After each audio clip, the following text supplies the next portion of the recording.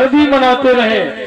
आज आ सकते हैं तो आज भी नहीं अगर आ पाए तो ये मौका 1 वर्ष के लिए आपके हाथों से जा रहा है। फिर 1 वर्ष का इंतजार आपको करना पड़ेगा। बहुत लोग विचार करते हैं इस साल नहीं सुन पाए हैं तो अगली साल कथा सुन लेंगे, लेकिन भैया 1 साल का बहुत अंतर होता है। 1 साल का समय तो काफी बड़ा होता है। हमारे बंबई के कलाकार कहते हैं जिंदगी एक सफर है सुहाना, यहाँ कल क्या हो किसने जाना। इसलिए भगवान मौका अगर आपको दे दे उसका फायदा उठा लीजिए, लाभ उठा लीजिए। भगवान ने मौका दिया है। देखो सत्संग का मौका भगवान जब देता है तब सत्संग नहीं कर पाते हैं तो उसमें कमियां ढूंढेंगे। अगर जाएंगे भी तो कमी ढूंढते हैं। सत्संग मिला है, लाभ उठा लीजिए, पर वहां कमी आप ढूंढेंगे, इसलिए आप चूक जाते हैं। लेकिन नहीं चूकना है, दिन से लेकर रात तक आपको आना है। आइए, ज्यादा समय नहीं लेना है। 1 लाइन आप लोग बोलिए कीर्तन की, हाजिरी लग जाए दरबार में। और फिर चलिए, कल आपने सुना था कंस मारा गया, तो कंस मारा गया, आगे की ये बड़ी पावन कथा सुनेंगे आप लोग। और रात्रि में भागवत के माध्यम से रुक्मिणी विवाह की पावन कथा आप लोग सुनेंगे। माताएं देवियां कन्यादान करेंगी, रात में रुक्मिणी का विवाह आप सुनेंगे। समय मिला तो हमारे परीक्षित महाराज का निवेदन है, पंचम वेद महाभारत के माध्यम से थोड़ी द्रौपदी चीरहरण की पावन कथा सुनाने का प्रयास करेंगे रात्रि में। समय के अंतर्गत भले ही थोड़ी ही सुना पाए, पर आप सुनिएगा। आइए, 1 लाइन गा लो, बहुत कीमती है। अगर आपका हौसला, आपकी लगन यदि पक्की है भैया तो भगवान जरूर मिलेंगे। देखिए, भगवान पर भरोसा होना चाहिए, और जब तक भरोसा नहीं है भगवान कैसे मिल पाएंगे। ये ब्रह्म बाबा का स्थान है। आपको ब्रह्म बाबा पे भरोसा हो, आपको भगवान पर भरोसा हो, बाकी बिहारी पर आपको भरोसा हो, तब भगवान की कृपा होती है। अब भरोसा कैसा हो, नाई के पास में जाते हो दाढ़ी बनवाने, तो आपको नाई पर भरोसा है, दाढ़ी बनाएगा, छुरा गर्दन पे नहीं चलाएगा। भरोसा ही तो है आपको। आराम से आप बैठे रहिए और वो दाढ़ी बना रहा है, आपको विश्वास है दाढ़ी बनाएगा, छुरा गर्दन पे नहीं चलाएगा, ये आपको विश्वास है। तो जो विश्वास नाई पर करते हो, बस वही विश्वास जब परमात्मा पे आप करेंगे तभी भगवान की आपकी रक्षा और मदद करेंगे। पर वही विश्वास होना चाहिए, इसलिए लगन पक्की होनी चाहिए, तब भगवान मिलते हैं। आओ, ताली बजाकर सब लोग आइए और लगनिया लगाए लो,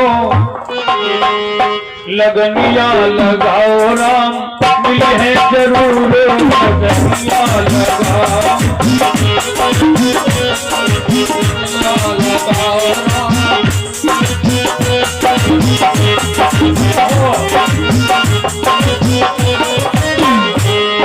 हमारे तेज पाल बाबा लेखाधिकारी भी उपस्थित हो गए हैं, भी हमारे संत जी बैठे हैं। भैया लोग जय हो। हमारे फौजी साहब ने लगनियां लगाई। आओ भाई दादा, स्वागत है। हमारे मुगलापुर से भाई दादाजी, बहुत बहुत आपका अभिनंदन, स्वागत है। अपना बहुमूल्य समय निकाल कर आए हैं। क्या हो, लगनिया लगा लो राम, है जरूर लगनिया लगा लो,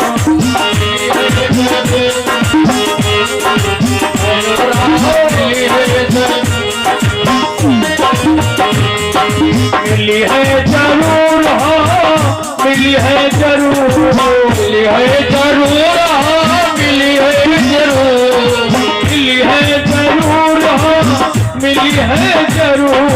मिली है जरूर, मिली है जरूर, लगनिया लगाओ मिली है जरूर, मिली है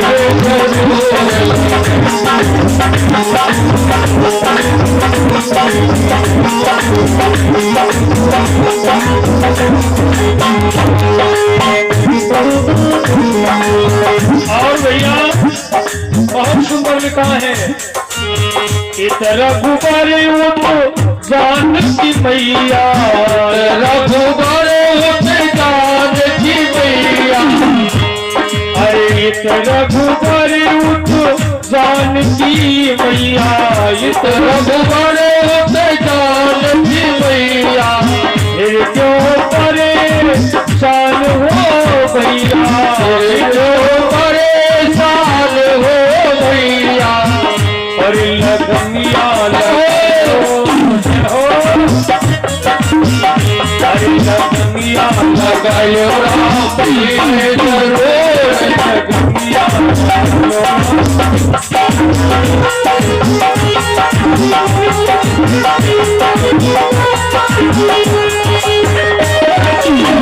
जरूर,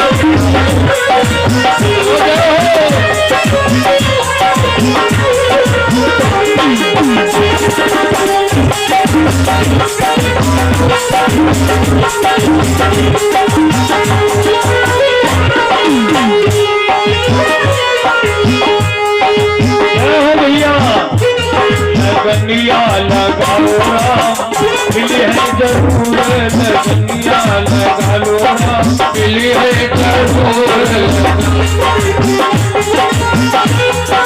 मिली है जरूर। बोलिए राघवेंद्र सरकार की, बोलिए भक्त भगवान की, बोलिए बाके बिहारी लाल की। आइए बड़े ही भाव के साथ में आप सभी लोग अपना मन भगवत कथा के माध्यम से जोड़ लीजिएगा। कल की रात्रि में जो भी हमारे भक्त माता बहन भैया लोग आए थे, आपने सुना कंस मारा गया, कंस मारा गया। हमारा शरीर क्या है? मथुरा, मथुरा रूपी शरीर में एक कंस क्या है? अभिमान। देखो जहां भी भागवत होती है मटकी का कंस बना करके मारा जाता है, लेकिन कंस फिर बढ़ जाते। अभी यहाँ कोटरा में कल कंस मारा गया, अब यहाँ से दूसरी जगह जब कथा सुनाने जाएंगे वहां फिर कंस मारना पड़ेगा। ये भैया एक बार मरने के बाद फिर ये कंस कैसे बढ़ जाते हैं, जो बार बार मारने हो रहे हैं। देखिए कंस है क्या? कंस है अभिमान। कंस क्या है? अभिमान। जब तक आपके अंदर से अभिमान नहीं जाएगा, ये मटकी के कंस कितने भी मारते रहे हम आप लोग, कंस मरेगा नहीं। कंस अभिमान है, जब तक अंदर से अभिमान नहीं जाएगा ये कंस मरेगा नहीं। तो अहम ही कंस है। आ जाओ भाई महात्मा जी, हाँ इधर आ जाओ, इधर ये संत जी बैठे हैं, नहीं आप भी बैठो आकर के। वाह भाई, बिल्कुल ऐसा लग रहा है विश्वामित्र आ गए हों। हमारे संत जी आए हैं, बिल्कुल विश्वामित्र लग रहे हैं। दयालु बाबा, देखो दयालु बाबा और संत जी हमारे बाबा बैठे हैं। क्या बढ़िया दर्शन हो रहा है, बिल्कुल रामनगरिया लग रही है। ऐसा लग रहा है रामनगरिया। पांचाल घाट पर हम लोग, ये कुटरा पांचाल घाट बन गया भाइयों। इसलिए अभिमान कंस है, भगवान ने कंस का अंत कर दिया। आगे बढ़कर श्याम ने पटका चोटी थाम, प्राण खींच कर कंस के पहुंचाया सुरधाम। पापी को अपने धाम भेज दिया भगवान ने। फिर राजा उग्रसेन जेल में पड़े थे, जेल से बाहर निकाला, ले जाकर राज सिंहासन पर बिठाया, राज तिलक दिया और मथुरा का पुनः राजा उग्रसेन को बनाया। उग्रसेन को पुनः राजा बना दिया। भैया वसुदेव देवकी भी अभी जेल में पड़े थे। भगवान ने वसुदेव देवकी को भी जेल से बाहर निकाला। अब भगवान मथुरा में थोड़ी देर रहने के बाद अब कहाँ जा रहे हैं? द्वारिका। विश्वकर्मा को बुलाया। हमारे यहाँ शिल्पकार कैसे थे आप दर्शन कर लीजिए, कितने बढ़िया शिल्पकार। कौन? विश्वकर्मा जी। अब भैया हमारे यहाँ वैद्य मालूम कौन थे? पहले वैद्य अश्विनी कुमार। अब अश्विनी कुमार इतने बढ़िया वैद्य थे, इन्होंने एक दवा बनाई थी चमन ऋषि जी के लिए, जो बूढ़े हो गए थे, जवान हो गए। ऐसी दवाई बनाई थी कि चमन ऋषि बूढ़े हो गए थे, जवान बन गए। आपने सुना होगा, पढ़ा भी होगा, जिस औषधि के लगने से तरुण भई वो देह, अनुराग अभी मौजूद है, चमन प्रास लवलेश। और वो डिब्बा आज भी मिलता है दुकानों पर चमन प्रास का। हाँ, अब तो कई कंपनी के आ रहे हैं, तमाम कंपनी के चमन प्रास, लेकिन जिसमें महात्मा की मूर्ति बनी है वही है असली चमन प्रास। भाइयों याद रखिए, ये अश्विनी कुमारों ने दवा बनाई थी। केवल 8 ही दिन चमन ऋषि ने 8 ही दिन सेवन किया था चमन प्रास का, हट्टे कट्टे जवान हो गए। भाइयों अश्विनी कुमार बहुत बड़े वैद्य थे। शिल्पकार कौन थे? विश्वकर्मा जी। भगवान ने आदेश किया, जाओ समय कम है, एक बहुत बढ़िया नगर बनाओ। विश्वकर्मा ने आदेश पाया, आज तुरंत जाकर के एक बहुत भव्य नगर बना करके तैयार किया। और उस नगर का नाम क्या रखा? और नगर कैसा बनाया माता भाइयों? सोने का। विश्वकर्मा ने सर्व सोने का नगर बनाया था। और उस नगरी का नाम क्या रखा? द्वारिका पुरी। द्वारिका सोने की बनाई, द्वारिका पुरी नाम रख दिया। जय हो, बहुत ही भव्य बनाया है नगर द्वारिकापुरी। वाकई में द्वारिकापुरी बना दी विश्वकर्मा ने। अब भगवान मथुरा से द्वारिका में आ गए। क्यों आए? इसलिए आए, भगवान ने विचार किया था कि हमने कंस का वध कर दिया है, अब हम मथुरा में आराम से रहेंगे। लेकिन भैया कंस की 2 पत्नियां थीं, पता होगा आपको, क्या नाम थे? अस्थि और प्राप्ति। अस्थि प्राप्ति नाम था। ये 2 कंस की दोनों पत्नियां हैं। ये जरासंध की बेटी थी। देखो, अस्थि प्राप्ति ये जरासंध की दोनों बेटियां हैं। ये जुड़वा पैदा हुई थी। जरासंध की दोनों बेटियां हैं, जुड़वा पैदा हुई थी। कंस को ब्याही थी, खूब दहेज भी मिला था कंस को। अब कुबड़िया पील नाम का हाथी भी दहेज में मिला था। ये हाथी क्यों मिला? जरासंध ने कहा हाथी ले जाओ, और याद रखना ये हाथी जिस दिन मारा जाएगा, ठीक दूसरे दिन महाराजा कंसराज जी आपकी मौत निश्चित, आपकी भी मौत निश्चित। ठीक है, तब कंसराज ने कहा हाथी जरूर ले जाएंगे, तो कंसराज हाथी लाया था। भाइयों, भगवान कन्हैया कंस का वध करने के बाद बोले आराम से रहेंगे, लेकिन ये दोनों मामियां अपने पिता जरासंध के पास आई। कहा? मगध देश बिहार में। बिहार की राजधानी पहले कौन थी? मगध। ध्यान रखिएगा, बिहार की राजधानी पहले मगध थी। अब कहाँ है? अब राजधानी पटना है। पहले मगध थी, तो मगध का ही रहने वाला था जरासंध। जरासंध ने 17 आक्रमण किए थे मथुरा नगरी पर, 17 बार चढ़ाई। जब जाकर के अस्थि प्राप्ति ने गुहार लगाई, पिताजी आप इतने बलवान हो, आपके पास में सेना भी बहुत है, लेकिन आपके रहते हुए कृष्ण और बलराम ने हमारे पति को मारकर हमें विधवा बना दिया। हमें विधवा बना दिया है आपके रहते हुए, आपके रहते हुए विधवा बना दिया, हमारा बदला लीजिए। तो भैया तब क्या हुआ? तब जरासंध ने 23 लाख सेना सजाई। 23 लाख। आओ भाई महात्मा जी, बहुत बढ़िया।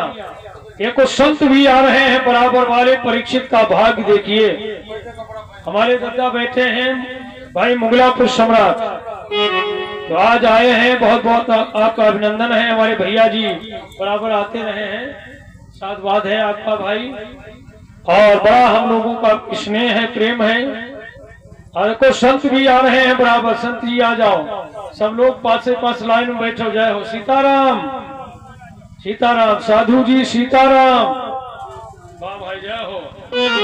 क्या परीक्षित का भाग्य है भैया, इस माह के महीने में भागवत की ज्ञान गंगा में नहा रहे हैं और संतों का दर्शन भी पा रहे हैं। संत मिलन को जाइए तज माया अभिमान, ज्यो ज्यो पग आगे पड़े ओ दिन यज्ञ समान। जय जय सीताराम। बैठो भाई।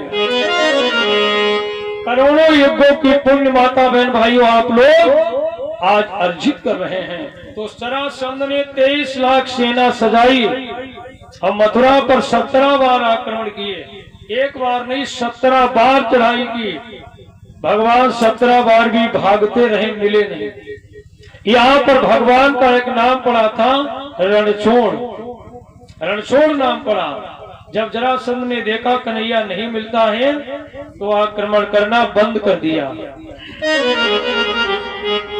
आक्रमण करना ही बंद कर दिया। तब भगवान जान गए कि अब मथुरा में उपद्रव बहुत है, अब हम नई नगरी में रहेंगे, यहाँ नहीं रहेंगे। तब भगवान ने मथुरा को छोड़ दिया और द्वारिका में आ गए। द्वारिका में रहने लगे। बोले अब यहाँ आराम से रहेंगे। क्यों? हम जीवन में भगे बहुत हैं। हमने अवतार लिया मथुरा की जेल में, कारागार में। लालन पालन यशोदा मैया के यहाँ हुआ गोकुल में। मथुरा से गोकुल गया, गोकुल से वृंदावन, वृंदावन से मथुरा में आया और मथुरा से अब मैं आया द्वारिका में। हम जीवन में भगे बहुत हैं पर अब नहीं भगेंगे, बहुत भागे हैं। भगवान ने विचार किया द्वारिका में आराम से रहेंगे, लेकिन यहाँ पर भी एक राक्षस का नाम सुना होगा जिसका नाम था कालयवन। भैया कालयवन बहुत बलवान था। इसने भी सेना ली, 1 लाख सेना लेकर के आज द्वारिका को चारों तरफ से घेरवा लिया।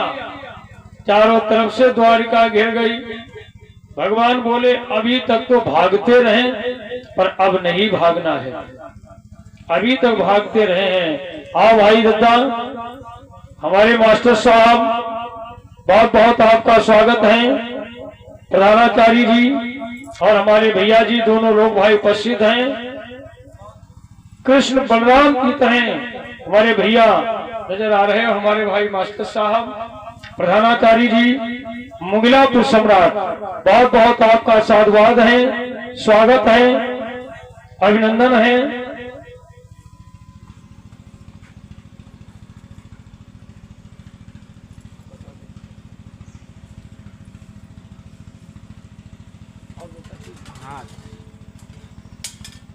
और ये भाई आज पूर्णावती की वेला में हमारे सर्व सम्माननीय प्रधानाचार्य जी की तरफ से ये 1,501 रुपए का पावन सहयोग धर्मकारी में आया है और भागवत की महान कृपा भाई दादाजी के ऊपर बरसती रहे, जीवन मंगलमय हो।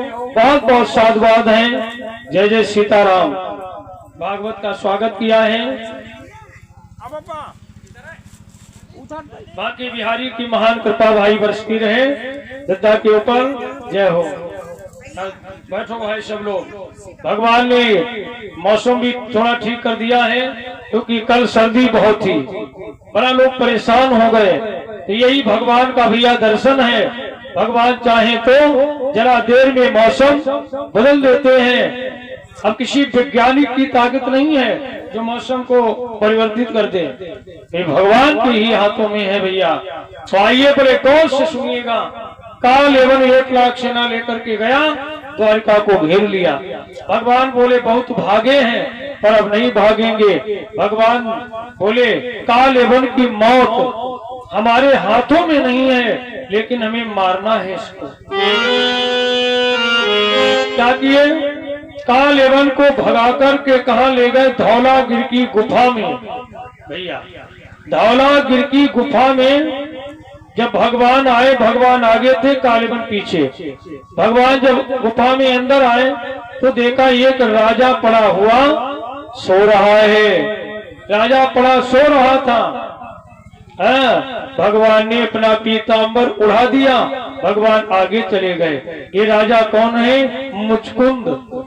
देखो इस राजा ने देवताओं की मदद की थी और उन्हें विजय दिलाई थी।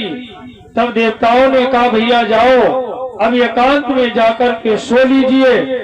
अगर कच्ची नींद में तुम्हें किसी ने जगा दिया तो तुम्हारे लिए एक वरदान होगा। क्या वरदान? का सुनिए। क्या वरदान ये होगा? वरदान तुम्हें हम देते हैं जो कभी खाली जाएगा। तुम आंख मिला दोगे जिससे वो तुरंत भस्म हो जाएगा।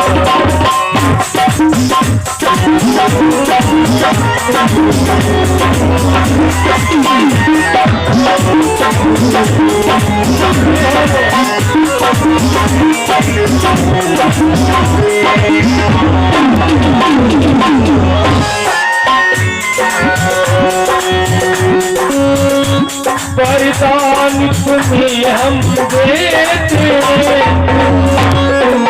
कभी खाली जाएगा। देवता बोले हैं मुचकुंद राजा से तुम आंख मिला दो ये जिससे तुरंत भस्म हो जाएगा।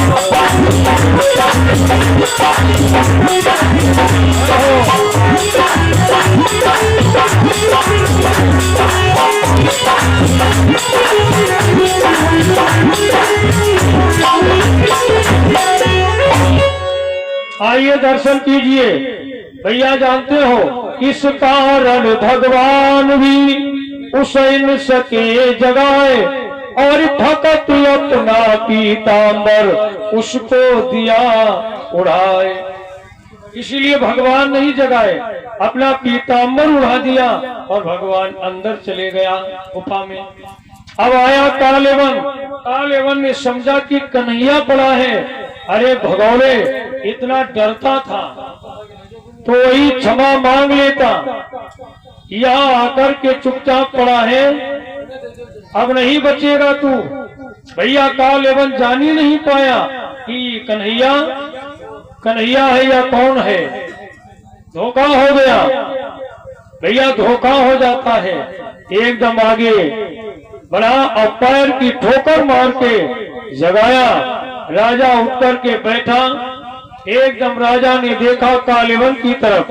अरे कहा मूर्ख, हमें लगता है तुझे तेरी मौत यहाँ लेकर के आई है। एकांत में सो रहा था, फिर भी तूने हमारी नींद में विघन कर दिया है। हमें मालूम पड़ रहा है तुम्हें मौत तुम्हारी यहाँ ले आई है।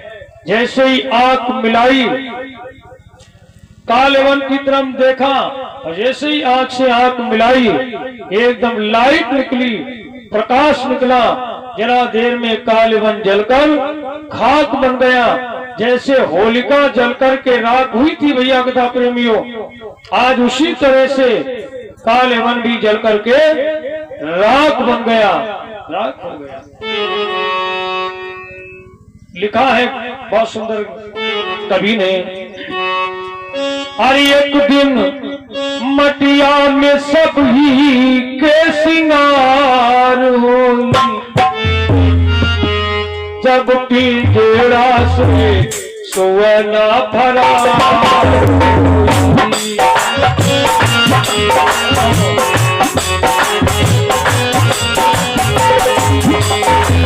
पिंजरा से सोना भरा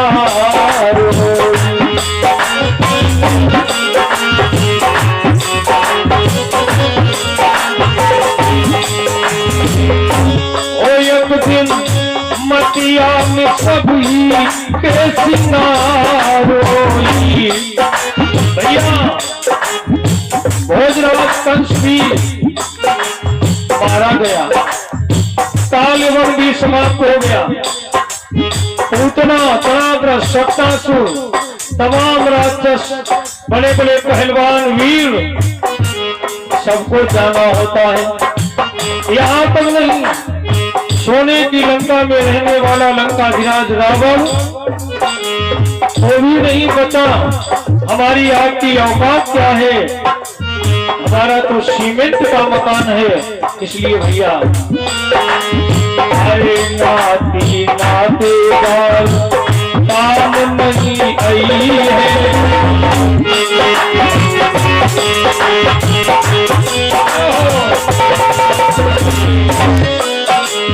अरे नाती नातेदार काम नहीं आई है। या फौजी साहब गाँव के लोग सब आई रही गई है। गाँव के लोग सब हर केवल भाई भतीजे सब कहारोई। केवल सब कहारोई जब पिंजरा से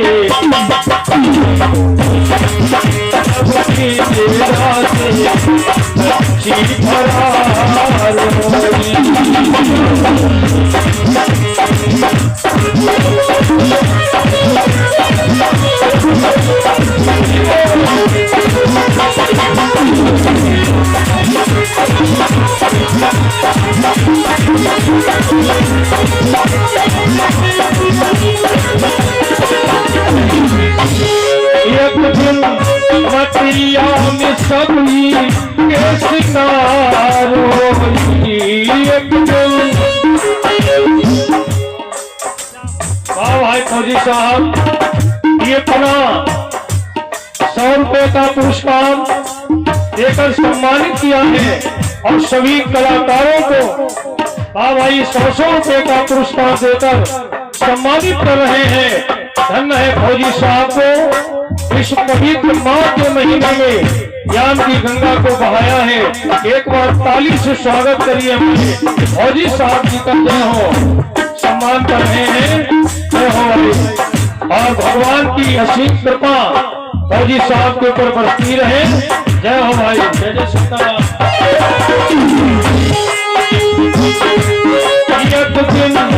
मटिया में सभी के शिकार होई। एक दिन में सभी के शिकार होई जब की बेड़ा से परमार होई। जब की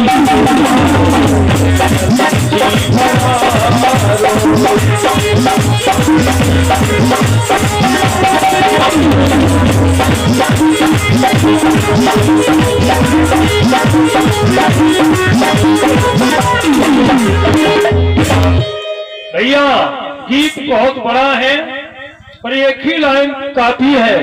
आप सुनी है।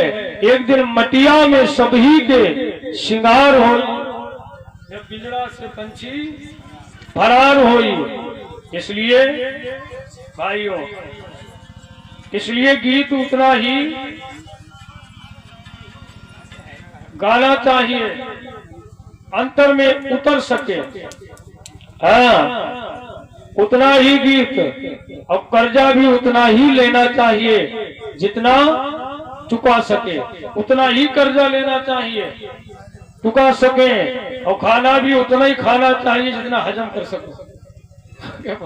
फौजी साहब पहले भोजन हो रहा था तो भक्तों ने कहा कि दयालु बाबे चावल और दो। फौजी साहब ने कहा ज्यादा खिलाइयो ने फिर सुई पर के। इसलिए भोजन उतना ही करना चाहिए जितना हजम कर सको। कर्जा उतना ही लेना चाहिए जितना हजम कर सको। भाइयों एक कवि और लिखता है बहुत सुंदर। भगवान वही होते हैं अवतार बदलते